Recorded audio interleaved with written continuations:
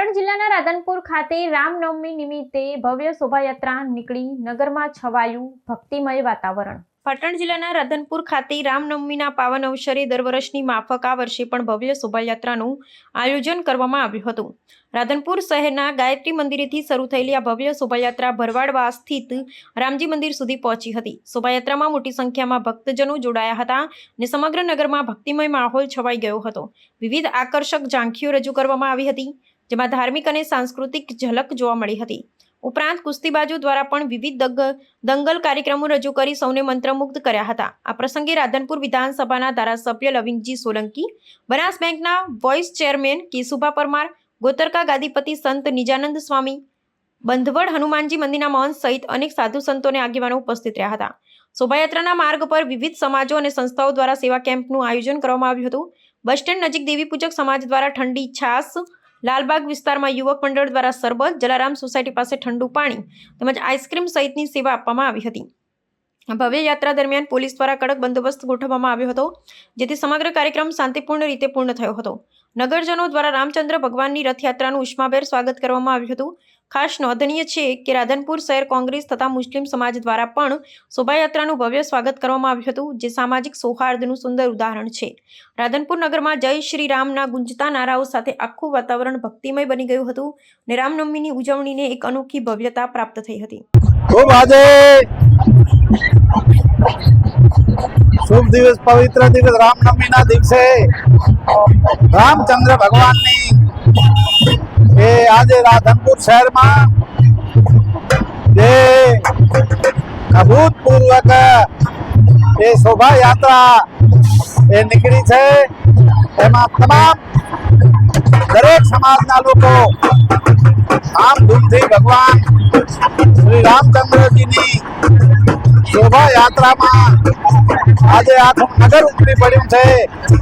એ આપ બધા આપના માધ્યમથી હું જણાવવા માંગુ છું કે રાધનપુરની એ આજે આ હિન્દુ સભાએ જે આયોજન કર્યું છે અને આખા રાધનપુર એ ભગવા રંગમાં રંગાઈ ગયું છે।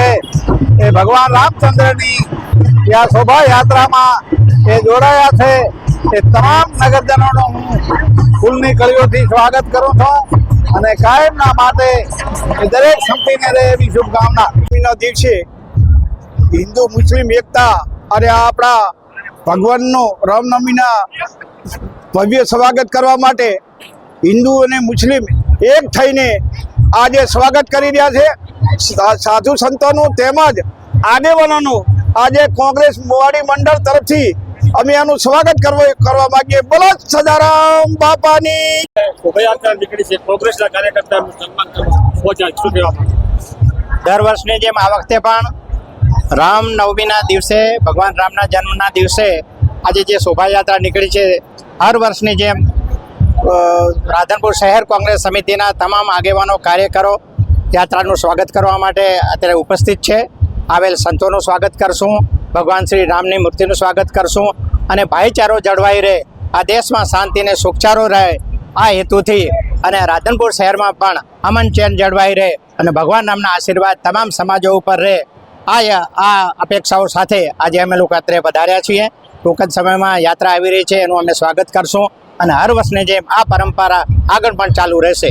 રાધનપુરની અંદર રામનવમી નિમિત્તે એક શોભાયાત્રા નીકળી છે, તેનું મુસ્લિમ સમાજ તરફથી ભવ્ય સ્વાગત કરવામાં આવ્યું છે।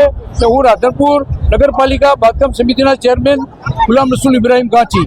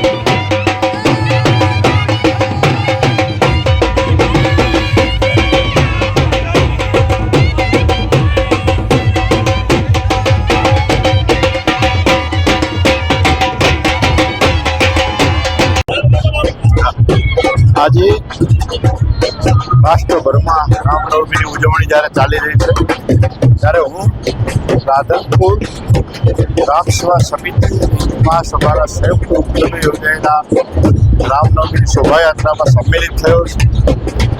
દૂર દૂર સુધી નાખી શકાય છે ધ્વજ છે. મારી પાછળ રાધનપુરના ધારાસભ્ય દેખાય છે. એની પાછળ બહુ રામ ભક્તોની ગાડીઓનો કાફલો છે અને લોકો ઉત્સાહપૂર્વક બંને સાઈડોમાં શોભાયાત્રાના દર્શન માટે ઉભા થયા છે.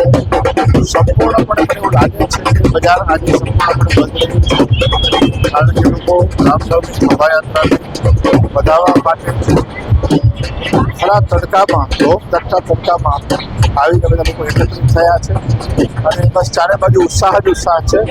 હું કેમેરામેનને અપીલ કરીશ કે પેલી બાજુનું એક દ્રશ્ય બતાવે જરા, પેલી બાજુનું દ્રશ્ય